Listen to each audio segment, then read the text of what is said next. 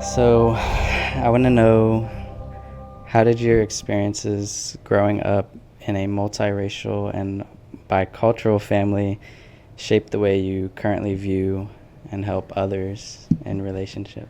Yeah. So, one thing that I think it has really helped me do is recognize that, when we see things through the lens of multicultural or cross cultural communication, um, I find that it's a little bit easier for people to adapt their communication style. So when I grew up, my mom is Asian, my dad is white American, but I also grew up in Asia, and I was kind of but then I was going to an English speaking school, so there was a lot of kind of different ways to communicate. My parents also communicated in their own secret language with each other, so there were a lot of different types of communication going on. And so that really helped me when I moved here to the States and I went to college here. And, I just recognized that people communicate very differently within their cultures, right? And so that can be like your ethnic culture, but it can also be, when I went to college, I noticed, the ways that, you know, the guys in fraternities communicated with each other was very different than the way that the women in sororities communicated with each other.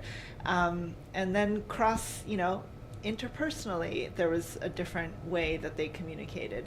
So I think that's something that I bring to couples as well, is that, you could have grown up in the same town, you could have grown up next door to each other, but your family cultures and the ways that you learn to communicate can be incredibly different.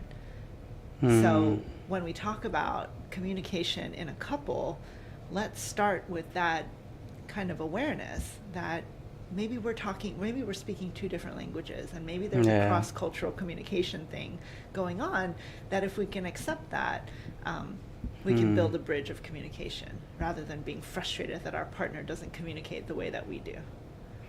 Is it kind of like the love languages? I know that book is kind of like, I don't want to say outdated now, but Yeah, it's kind of like, so but it's similar. Exactly. This is how I like to be loved. Mm-hmm. But in relationships, it's like, this is how I communicate, and Mm-hmm. it may differ from the way you communicate. Exactly. Yeah, I talk about it sometimes, like, when you learn a few words in somebody else's language, you can actually start to communicate with them in the way that they can hear you. Otherwise, it's kind of like, I don't know if you like travel, I like travel, right? And you go to another country, it's like, if you can learn a few words, people are like, oh, you made an effort. Like, yeah, sure, I'll help you out. As opposed to being the person that just screams louder in your own language and then gets frustrated when people don't hear you.